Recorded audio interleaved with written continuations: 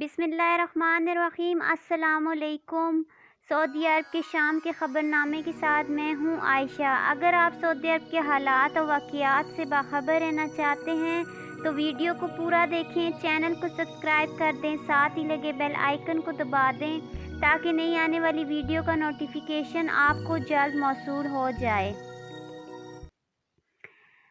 سعودی وزارت حج اور عمرہ نے عمرہ زائرین کے لیے نئی سہولت کا اضافہ کیا ہے۔ اس سہولت سے وہ افراد بھی استفادہ کر سکیں گے جو عمرہ اجازت نامہ ایسے وقت میں حاصل کرنا چاہتے ہیں جب رش زیادہ نہ ہو۔ عاجل ویب سائٹ کے مطابق وزارت حج اور عمرہ نے کہا ہے کہ اترمنا اور توکلنا ایپس کو اپ ڈیٹ کر دیا گیا ہے۔ اس کی بدولت عمرے کے امیدوار یہ دریافت کر سکیں گے کہ عمرے کا اجازت نامہ ایسے وقت کے لیے جاری کیا جائے جب رش کم ہو۔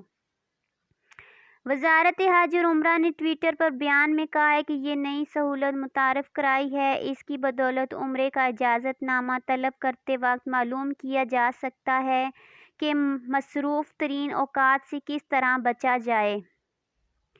وزارت حج اور عمرہ کا کہنا ہے کہ اترمنا اور توکلنا ایپس کو ایپل اور گوگل پلے کے ذریعے اپ ڈیٹ کر لیا جائے اور اس کی بدولت یہ پتہ لگایا جا سکے گا کہ عمرہ کرنے کے لیے کون سا وقت مناسب رہے گا۔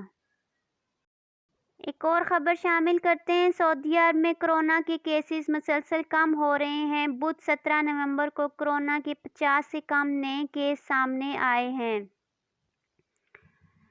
بدھ کو سرکاری خبر رساں ایجنسی ایس پی اے نے وزارت صحت کی جانب سے جاری بیان کے حوالے سے بتایا ہے کہ گزشتہ 24 گھنٹوں کے دوران کرونا کے 42 نئے مریض سامنے آئے جبکہ 39 افراد صحت یاب بھی ہوئے ہیں۔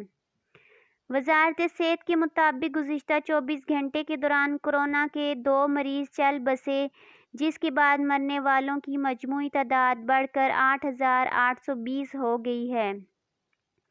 وزارت کا کہنا ہے کہ مملکت میں کرونا کے فعال کیس میں سے 47 مریضوں کی حالت نازک ہے جو انتہائی نگہداشت کی یونٹس میں زیر علاج ہیں۔ اب تک 5,49,339 افراد میں کرونا وائرس کی تصدیق ہو چکی ہے جن میں سے 5,38,412 افراد صحت یاب ہو چکے ہیں۔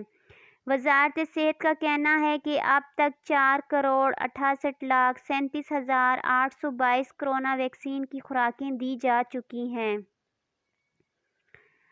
اب تک کے لیے اتنا ہی۔ مزید خبروں کے لیے دیکھتے رہیے سعودی نیوز۔ مجھے دیجیے اجازت۔ اللہ حافظ۔